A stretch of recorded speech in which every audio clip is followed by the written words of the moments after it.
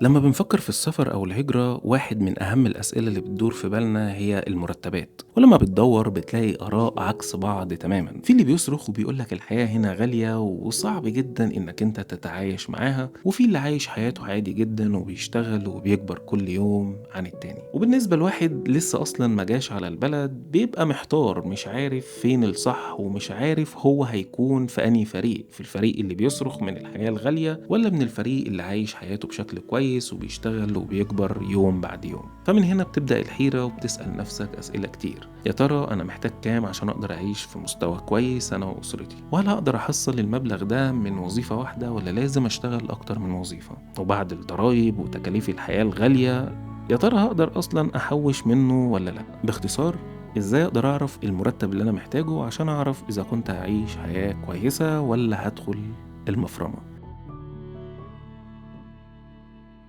على افتراض إنك ما تعرفش أي حاجة عن البلد، لازم تدور كويس على المرتبات اللي الناس بتاخدها في تخصصك، بالإضافة إنك لازم تدور على المرتبات اللي بتتاخد في الكاجوال وورك، لأن أنت لسه مش عارف أنت هتحتاج تشتغل وظيفة أو أكتر من وظيفة. وعندك مواقع التوظيف كتير جدا، منهم زي مثلا جوب بانك، انديد، لينكد ان. دول بيتهيألي أكتر 3 مواقع ممكن تاخد منهم معلومات إلى حد ما كويسة.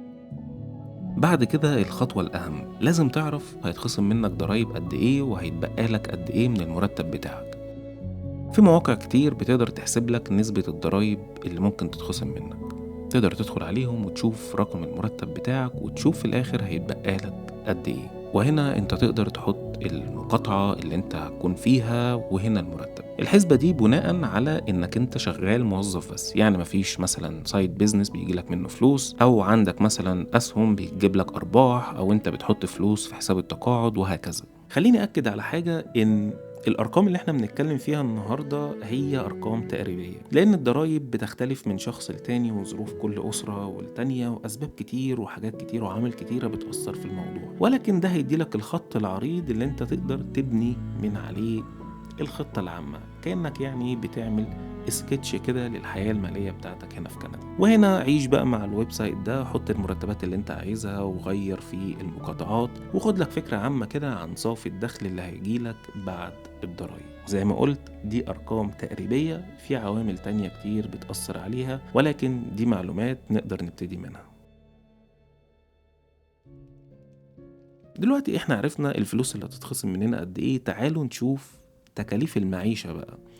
هل المبلغ المتبقي ده هيقدر يعيشنا عيشة كويسة ولا لا؟ اتكلمنا قبل كده عن تكاليف المعيشة، ولكن خلينا نعدي عليها مرة تانية كده ونوضح الموضوع بشكل أكبر شوية. عندك مثلا متوسط إيجار الشقة 2500، أكل في حدود 1400، مواصلات $200 اشتراك للفرد الواحد، وعندك نت وتليفونات وكهرباء واشتراكات أي بلاتفورم تاني تقريبا في حدود $300.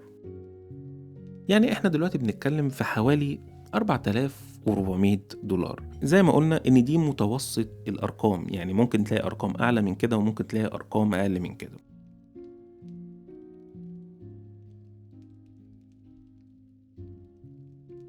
دي المصاريف الاساسية اللي هي فواتير بدفعها كل شهر.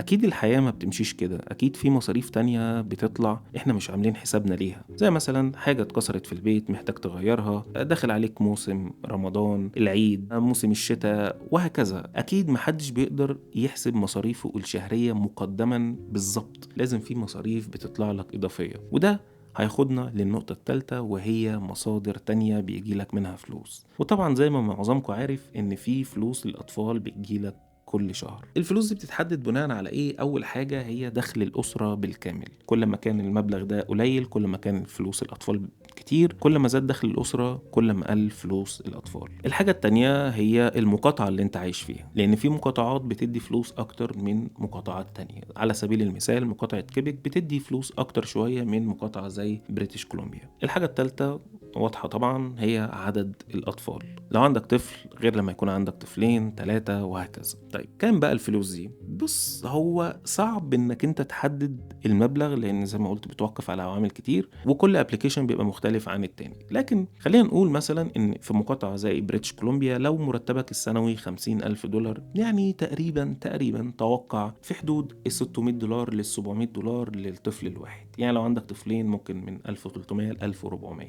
طبعا الارقام دي تقريبيه. لو دخلنا بقى في المرتبات العاليه زي مثلا 150 فيما فوق، فطبعا الفلوس دي بتقل جدا. تقريبا ممكن كل طفل $200 او 250 حاجه في السكه دي كده يعني. فالمبلغ بيكون قليل جدا، وده طبيعي لان انت بيبقى لو دخلك 150 بيبقى اساسا عندك فائض كبير في الفلوس، حتى بيتخصم منك ضرائب كتير بس برضو ستيل بيفضل عندك فائض كويس من الفلوس. خلاصة الكلام، انت دلوقتي بقى معاك الادوات اللي تقدر تعرف بيها انت محتاج مرتب قد ايه عشان تعيش عيشة كويسة انت عايزها. تقدر تعرف تقريبا نسبة الضرائب اللي هتتخصم منك، عرفت فكرة عامة عن تكاليف المعيشة في مقاطعة زي بريتش كولومبيا، عرفت يعني مبدئيا كده فلوس الأطفال ممكن تكون قد إيه، وبالتالي تقدر تحدد بشكل مبدئي كده شكل الحياة اللي انت ممكن تتوقعها لما تيجي كندا. لو انت عايز تعرف بقى تفاصيل عن مستقبل سوق العمل في مقاطعة زي بريتش كولومبيا، فعندك الفيديو ده ممكن تبص عليه، هتلاقي فيه تفاصيل كويسة إن شاء الله. أشوفكم الفيديو اللي جاي. سلام عليكم.